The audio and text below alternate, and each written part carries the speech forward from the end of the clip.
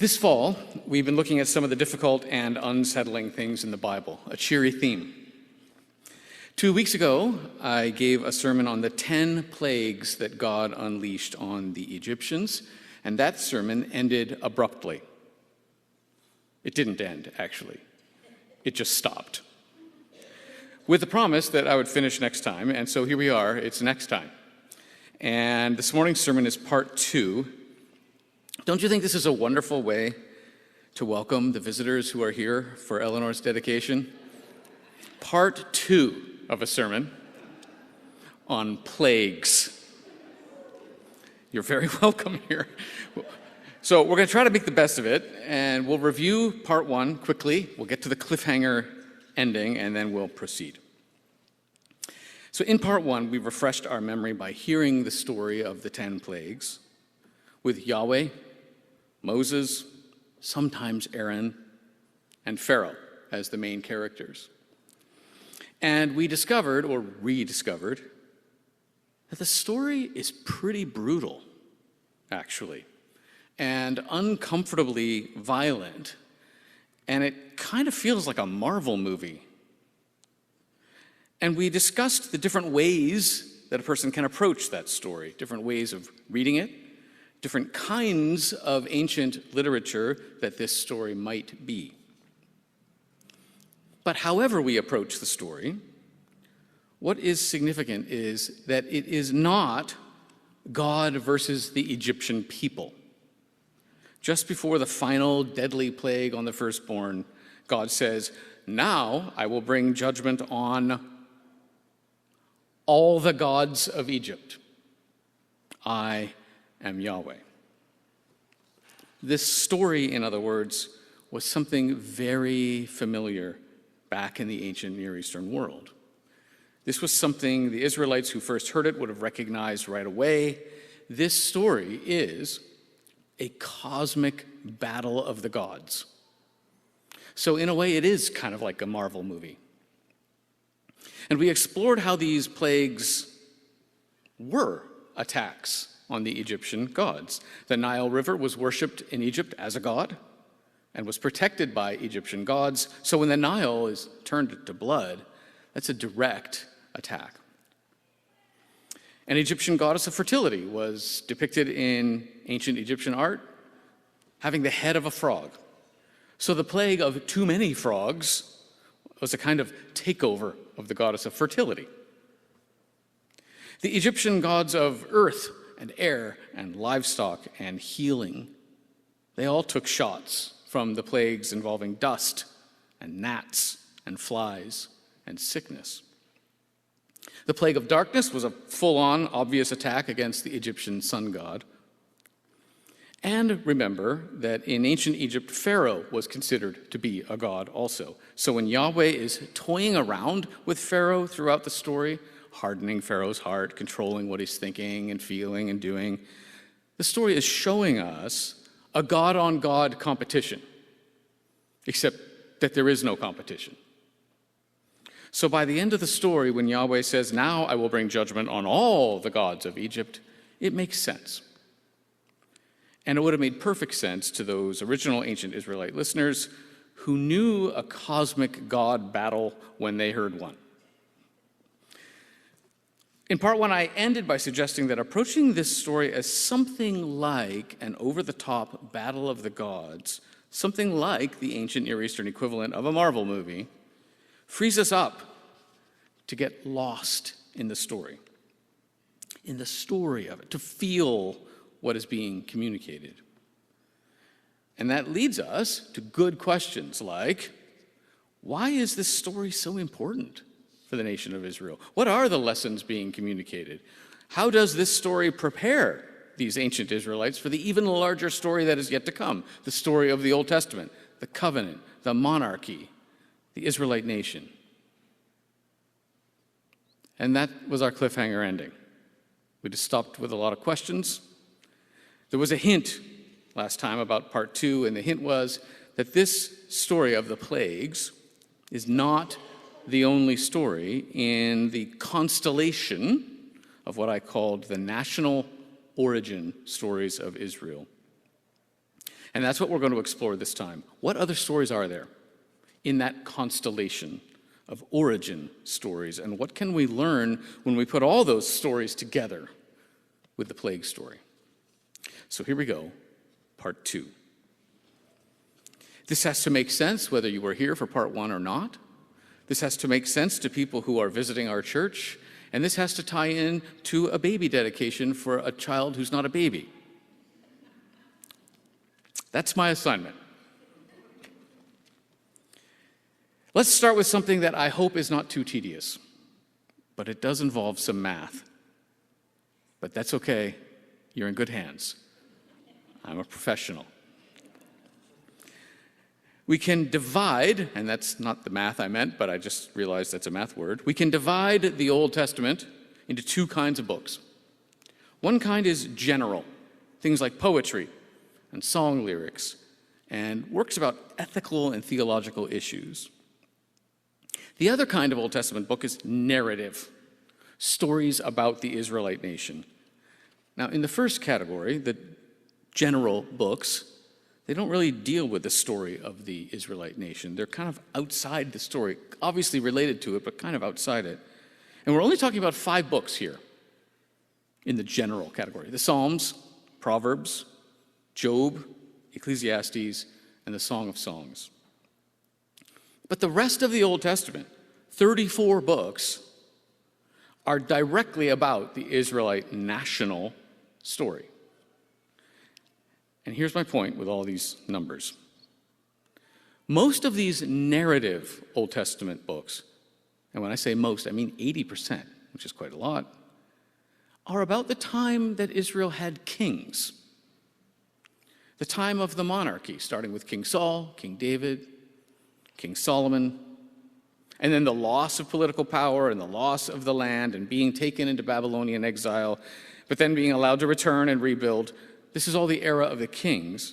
80% of the Old Testament narrative books are about this time, when there were kings.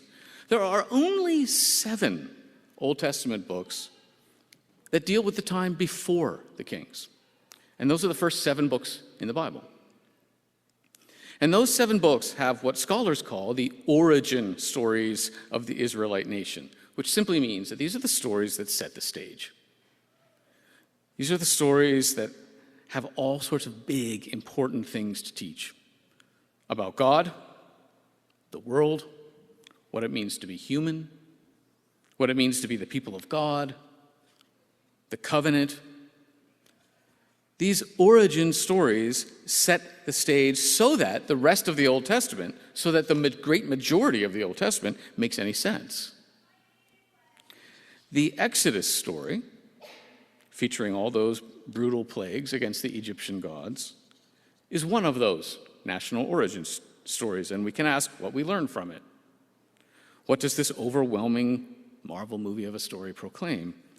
And I think it's pretty obvious what it proclaims. It proclaims the overwhelming power of Yahweh. Now, kind of frustratingly, the biblical account doesn't give us much to go on in terms of dating the story, but it's obviously set in the height of the Egyptian empire, at the peak of Egyptian power and influence. And what happens at the peak of Egyptian power? Yahweh defeats everything. Yahweh defeats the Egyptian gods, Pharaoh, the military, everything. It's a wipeout. Yahweh is overwhelmingly powerful enough to take down the greatest empire that they knew. That's the story. But again, this story is not the only origin story in the first 7 books. It's just one of a constellation of stories. And what I'm going to do for the rest of this talk is describe some of those other stories and then make an observation. And if you were here about a month ago when we celebrated the congregational vote on Pastor Andrea, I described many of these same story elements. In other words, I'm repeating myself from only a month ago. Now, I don't apologize for that because I'm not allowed to,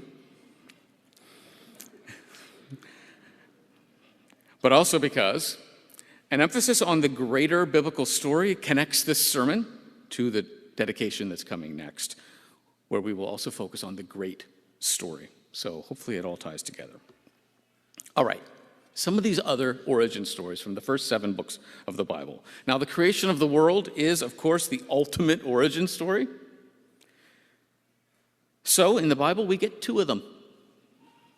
And in those 2 creation stories, we find that the world is here with all of its beauty and all of its complication, and with us, not because God had to create the world or was forced to create the world or accidentally created the world, but because God chose to, out of love, not out of selfishness. With the kind of love that an artist has, filled with joy and delight. And then we hear the startling proclamation that we are made in the image of God and that the world is a gift from the God of love, and that we are provided with beauty, which is listed first in one of the creation stories, and food, listed second. And being made in the image of God, we are invited to enter into that beauty, to feel that joy, to share God's delight. God invites us as image bearers to delight in the gift of the world and to enter into the great story of love. God invites us, I'm repeating. God does not force us. Freedom is the key. And that is something else we learn in these origin stories. God insists on human freedom. In the Adam and Eve story, and then again in the Cain and Abel story, the characters have the freedom to choose between right and wrong, between healthy and unhealthy. God wants it that way, we learn. And even after those characters make bad decisions, God doesn't give up on them. Instead, God provides them with what they need: proper clothing for Adam and Eve, a mark to protect against murder for Cain. So let's take stock. So far in this constellation of stories, we have God the lover, who is also God the creator, who is also God the freedom giver. But of course, as we all know, genuine human freedom makes for a complicated world. And that complication, that messiness, has a cost. It's a cost for God, as becomes more clear in yet another origin story, the flood story. At the beginning of the flood story, we learn that when the world is broken and filled with human violence, God is not angry or enraged, as we so often picture when we think of the flood story, and as was the case in every other ancient Near Eastern flood story. Instead, we are told that God is grieved, that God's heart is filled with pain, the same Hebrew word used to describe the pain a woman experiences in labor. And in the midst of grief and heartache, at the beginning of the flood story, God says with a heavy heart, "I will wipe out." But then, even though the humans don't change over the course of the flood story, there's an astonishing plot twist. There's a change in the heart of God, because at the end of the story, God says, "I will not wipe out." Nothing has changed with the humans, but something has changed in God's heart. And this character development, or whatever you want to call it, because it's God and we're scared of the words character development, is a powerful storytelling technique that communicates this. Hey, ancient Israelites, there will be no flood. Even though God experiences pain and grief because of human sin. The story is showing us that God is saying, I will hold this world in being, and I will hold these people in community, even though it hurts. And then later, when God makes a covenant with Abraham, and Abraham falls into a trance and has a vision, Abraham sees something very familiar for an ancient Near Eastern person. When you make a covenant, you walk through a blood path. You sacrifice animals, and you cut them in half, and you arrange the halves opposite each other, and you make a path, and there's blood in that path, and you walk through it. That doesn't sound fun to us. But for them, it's just what you do when you make a covenant.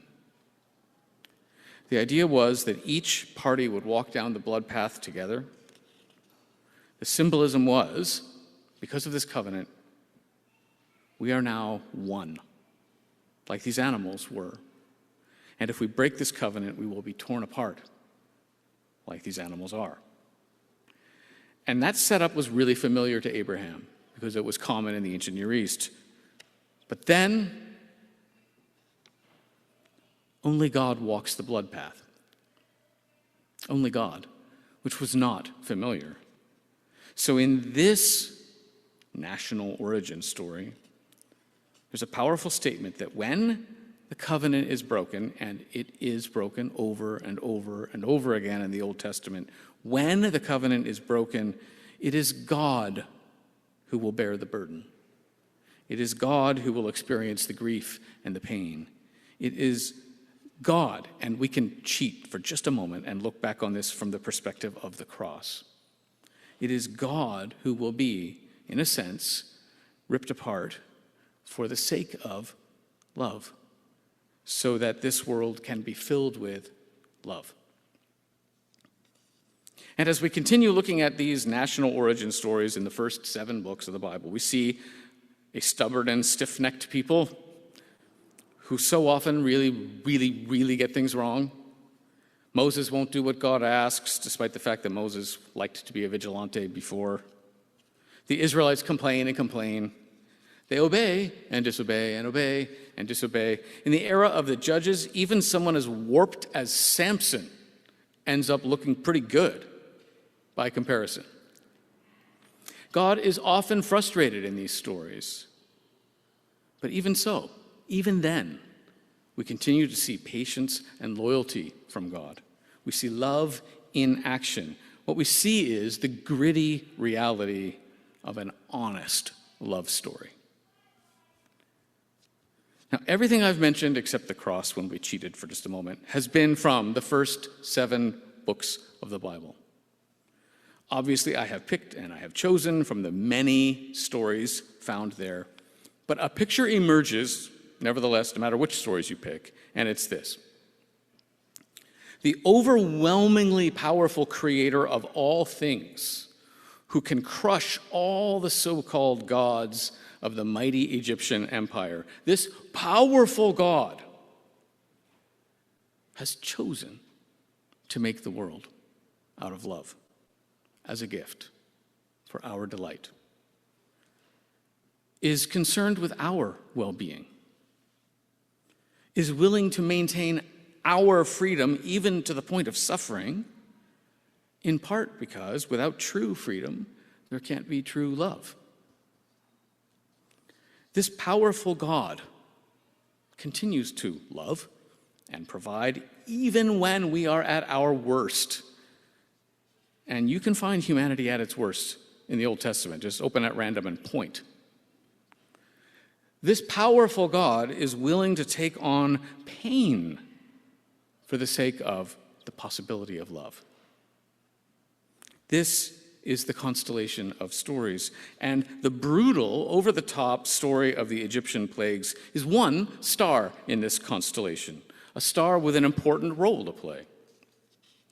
And that role is, it shows the Israelites, as we've said, that God has an unthinkable amount of power. But then the rest of the constellation carries the story forward. What does Yahweh do with all that power? Yahweh chooses to love. And because of that, to suffer willingly for our sake, for our freedom, so that we too can live in a world where we can choose to love.